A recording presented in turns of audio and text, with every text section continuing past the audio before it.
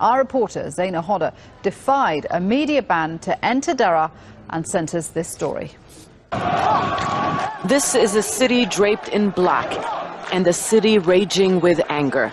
For the past week, Daraa has been burying their dead. Demonstrators killed while clashing with security forces. Dozens are believed to have died.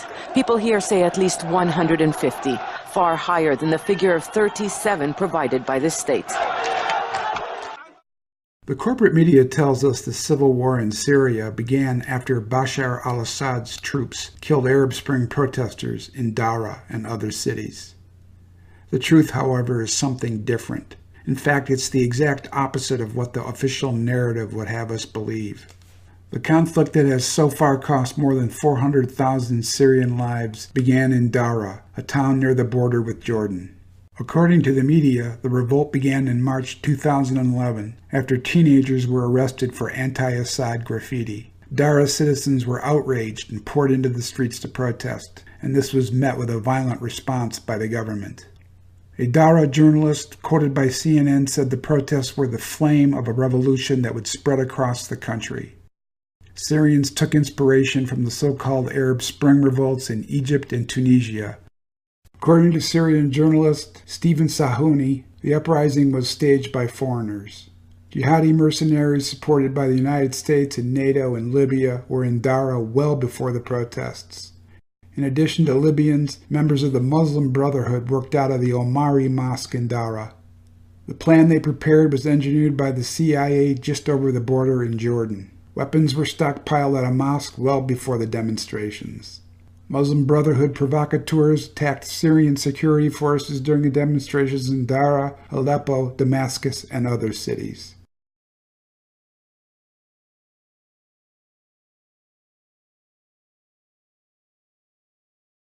So there was violence right at the beginning.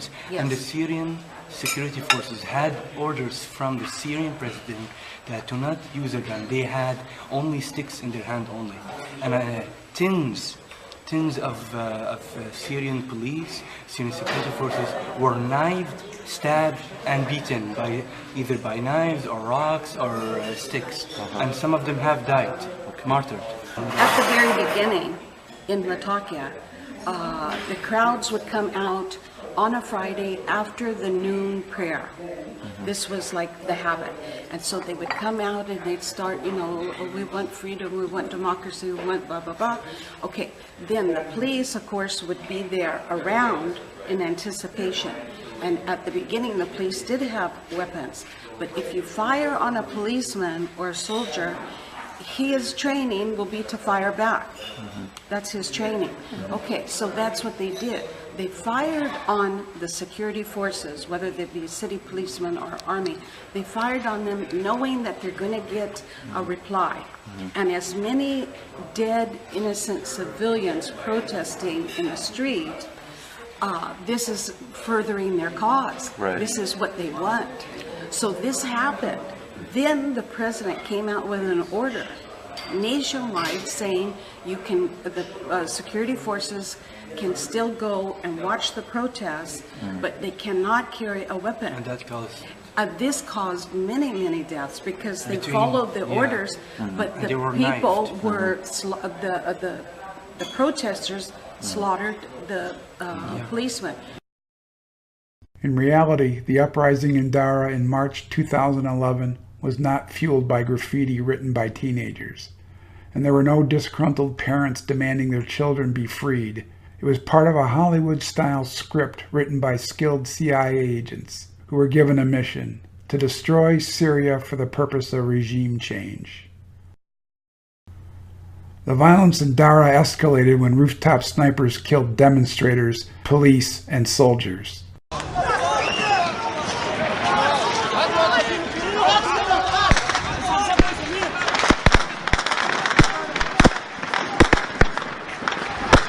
Observers blamed the deaths on Assad, but there is evidence the snipers were part of an effort to push the opposition's narrative of a brutal government that must be overthrown.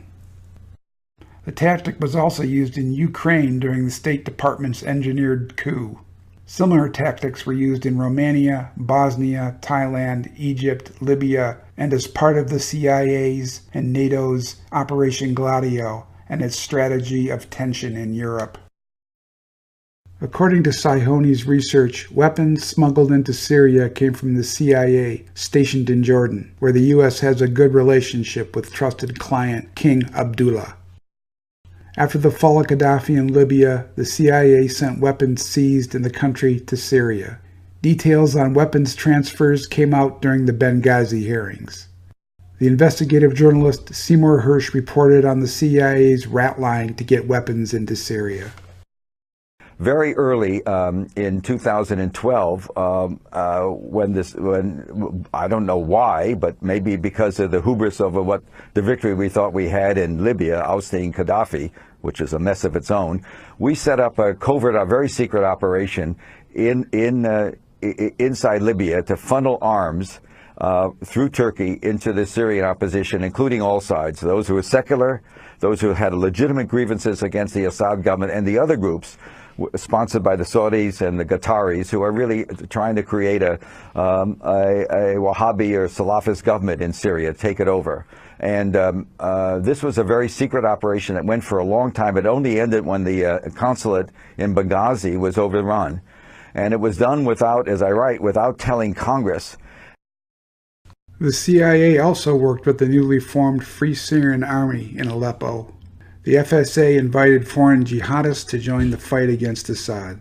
They streamed in from Turkey, where they had arrived from Afghanistan, Europe, Australia, and North Africa with Turkish and Saudi assistance. Senator John McCain, a staunch neocon, took up the cause of the FSA in Congress and went so far as to enter Syria without a passport. America's leading advocate of intervention in the Syrian crisis spent about an hour in the country, having crossed over the Turkish border. He met with leaders, senior officials of the Free Syrian Army, and they talked about matters that have been close to John McCain's heart these last few months or so, namely arming of the Syrian rebels, airstrikes and possibility of those, and the creation of a no-fly zone. By 2012, the CIA was operating out of Turkey, providing weapons and sending fighters over the border into Syria. It provided satellite imagery and other detailed intelligence on Syrian troop locations and movements. The agency also set up an intelligence service for the Free Syrian Army. In the late 1940s, the CIA began covert operations in Syria after Syrians rejected an oil pipeline in their country. The United States also had issues with anti-Western sentiment and a large communist party. CIA operatives met with military leaders in Damascus and plotted to overthrow a 3-year-old democratically elected civilian government. It backed the Nationalist Party during the election in 1947. 2 years later, the CIA sponsored a military coup. During a BBC interview in 1967, CIA agent Miles Copeland admitted as much.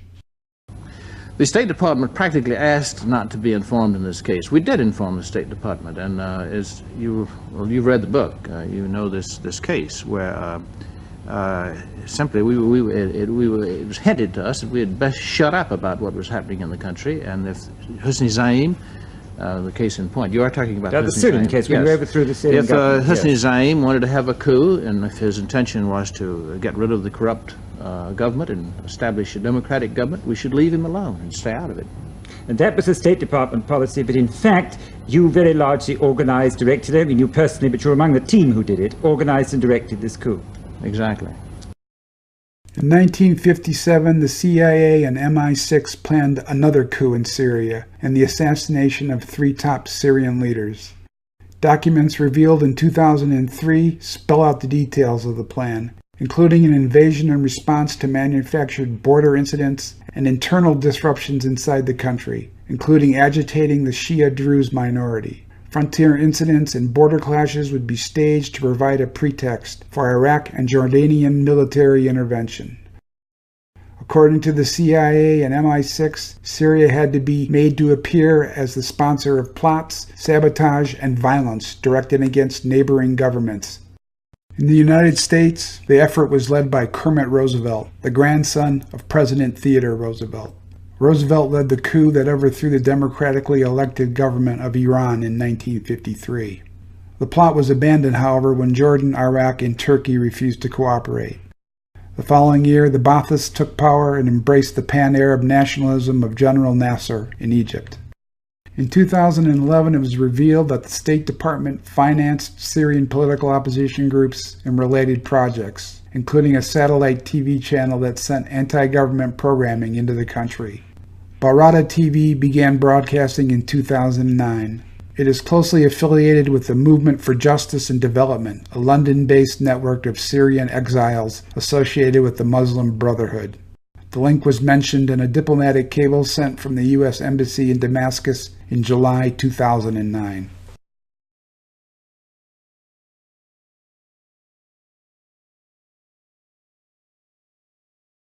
Reuters reported the Salafist leadership attempting to overthrow Assad is comprised primarily of Muslim Brotherhood operatives. The command structure was established by the U.S., Britain, France, Saudi Arabia, Qatar, and Turkey. The Syrian National Council, originally the face of the Western-backed opposition, was dominated behind the scenes by the Brotherhood. In 2012, the CIA used the organization to smuggle weapons into Syria over the southern border of Turkey. According to Miles Copeland, the CIA began cooperating with the Muslim Brotherhood in 1955. Saeed Ramadan, the son-in-law of the founder of the Brotherhood, was a longtime CIA and British intelligence asset, according to the Swiss. That same year, British intelligence used the Brotherhood to agitate against the government in Syria after it announced a desire to merge with Egypt.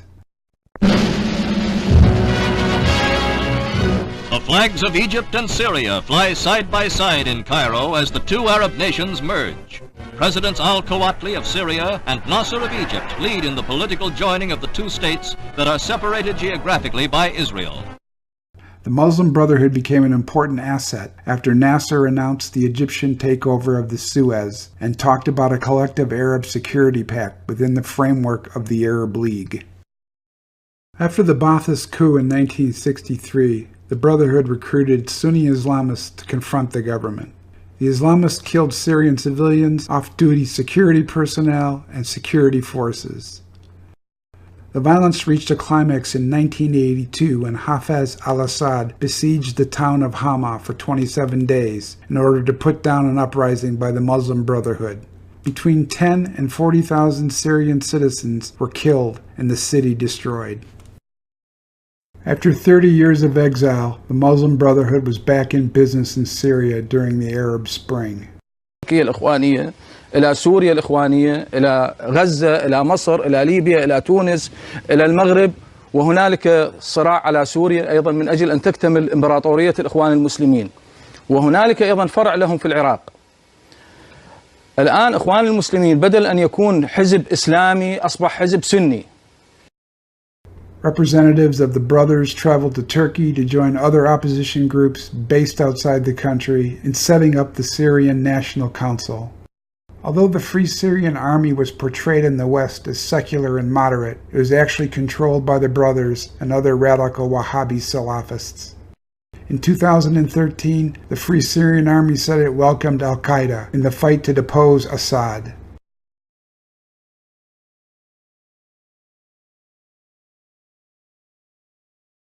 The plan envisioned for the Arab and Muslim Middle East was spelled out in a U.S. Defense Intelligence Agency document from 2012.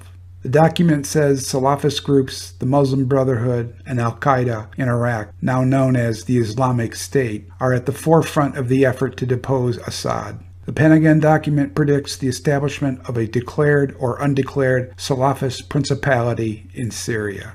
Our top story, new declassified reports have revealed that Washington had prior information about the presence of Takfiri terrorists in Syria and their plan to establish their so-called Islamic State in the heart of the Middle East. The U.S. Defense Intelligence Agency's documents, which date back to 2012, and have been published by an American monitoring group, have shed light on the rise of the Takfiri terrorists and their activities in Syria. Based on the papers, Washington saw the rise of the ISIL as an effective tool to implement the West's policies in the region and to isolate the Syrian government of President Bashar al-Assad. The documents also predicted that the support given by the West, Turkey, and the Persian Gulf Arab states to the Takfiri militants would eventually lead to the establishment of, quote, a Salafist principality in eastern Syria. Bashar al-Assad and a secular Syrian government stand in the way of the endgame the U.S., Israel, Saudi Arabia, and the Sunni Gulf Emirates have in mind for the Arab world. That endgame, spelled out in the 1990s by the neocons, envisions a Middle East balkanized along religious, tribal, and political lines.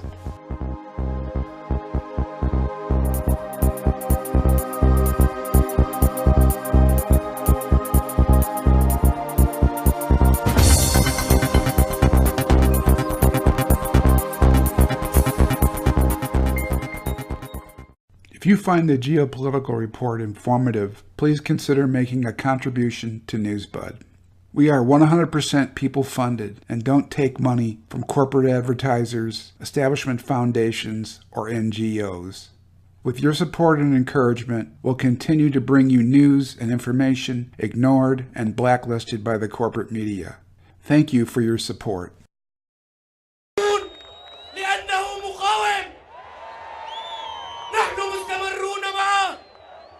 لأنه حامي كرامتنا وعزتنا وهو الآن سيادة الدكتور بشار الأسد يتقدم إليكم. الدكتور بشار الأسد يتقدم إليكم.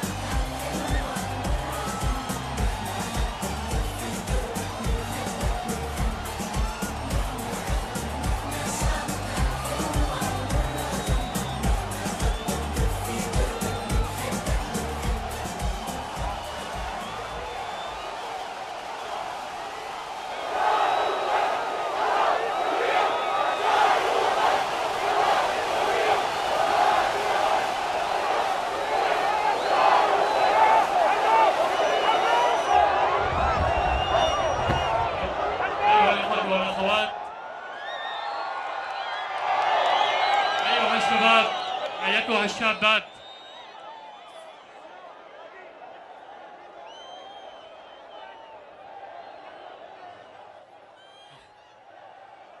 أنا أبادلكم نفس المحبة وأتمنى أن يمنحني الله قلبا كبيرا قادر على إعطاء محبة تتسع أو تكفي لهذا الشعب العظيم.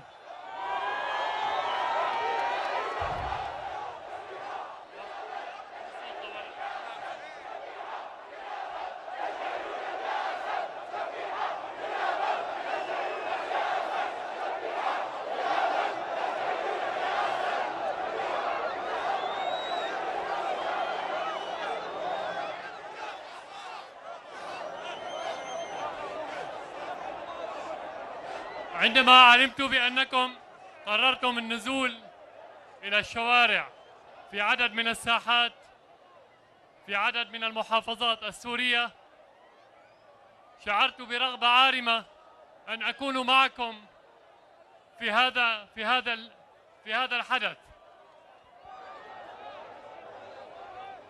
وأردت أن نكون معا في ساحة الأمويين. شعرت برغبة عارمة أن أكون معكم في ساحة الأمويين في قلب دمشق عاصمة الأمويين، في قلب دمشق عاصمة المقاومة، في قلب دمشق عاصمة التاريخ لمن لا يقرأ التاريخ يتعلم منها، في قلب دمشق عاصمة الحضارة التي تعطي حضارة لمن لا يمتلكها. أردت أن أكون معكم في دمشق في قلب عاصمة بلاد الشام، بلاد الشام التي أرادوا لها أن تتحول من أرض الوئام والمحبة والسلام إلى أرض يزرعوها بالدمار والقتل والخراب، ولكن هيهات منهم أن يحققوا هذا الشيء.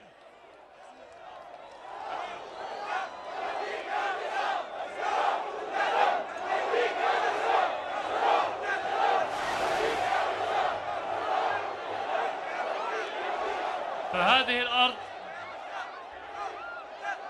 أرض بلاد الشام، هذه الأرض المباركة التي أحبها الله وأحبها رسوله، فحباها الله بهذا الشعب الطيب.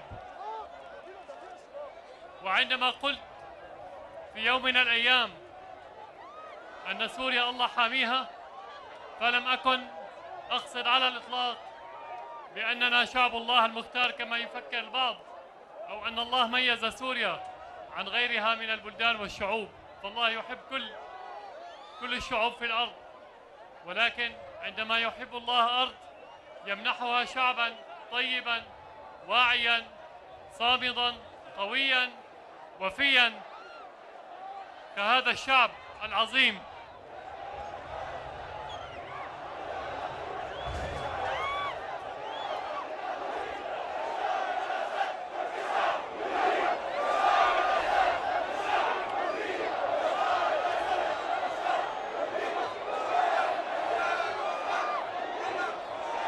أيها الأخوة والأخوات،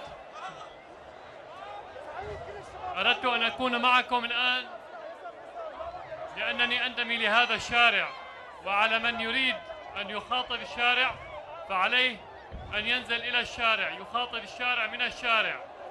قيل لي في مرات كثيرة الناس تريد منك أن تخاطبها عبر التلفاز، فكنت أرفض، أقول أنا لا أتحدث إلا مع الناس مباشرة، وإذا كانت طبيعة الحديث والخطاب في بعض الحالات تفرض أن يتحدث الإنسان في قاعات ومع فعاليات، فهذا لا يغني عن اللقاء مع القاعدة العريضة من الشعب.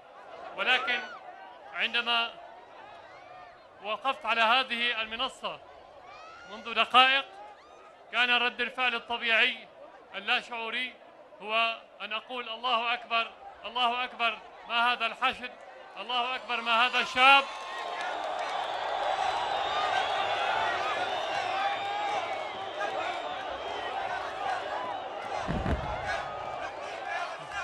أن أقول الله أكبر ما هذا العنفوان، ما هذه القوة، ما هذا الصمود، ما هذه الكرامة. كل هذه الأشياء هي التي تعطي المعنويات لأي مسؤول ولأي دولة. لا يمكن لأي دولة أن تنجح إن لم يكن هناك احتضان من الشعب.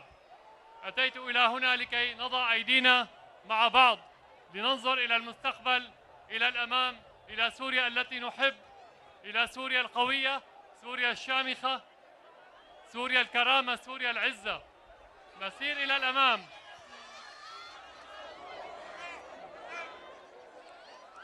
نسير إلى الأمام، نقبض بيد على الإصلاح وباليد الأخرى على مكافحة الإرهاب. نسير إلى الأمام بمسيرة بخطوات واثقة رصينة ثابتة، لا مكان فيها للانهزاميين، لا مكان فيها للجبناء، لا مكان فيها للانتهازيين. لا مكان فيها للجهل ولا مكان فيها للتخلف.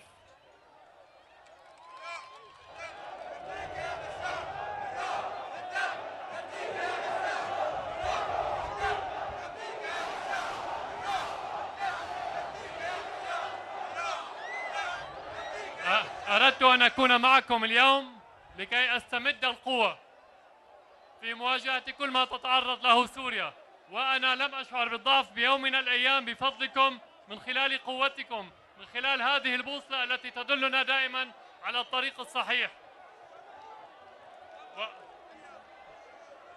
وأردت أن أكون معكم أيضا لأوجه الشكر لكم وأبثكم محبتي لكم ولكل مواطن سوري خرج في كل ساحة، في كل مدينة، في كل حي، في كل شارع. أحييكم وأنتم تخرجون من المساجد ومن الكنائس ومن المدارس ومن الجامعات،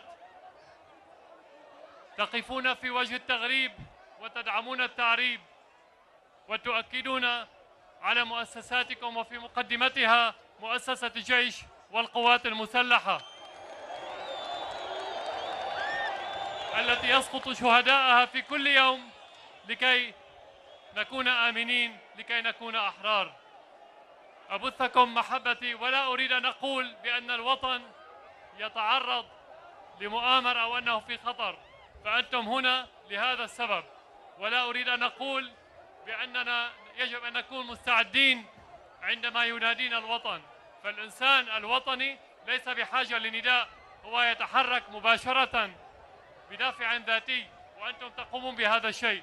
المهم أن نمتلك الثقة بالمستقبل، وأنا أمتلك هذه الثقة بالمستقبل وبكم ومن خلالكم، لأننا سننتصر من دون أدنى شك على المؤامرة. هم الآن في مراحلهم الأخيرة أو في مرحلتهم الأخيرة من المؤامرة، ونحن سنجعل هذه المرحلة هي النهاية بالنسبة لهم ولمخططاتهم.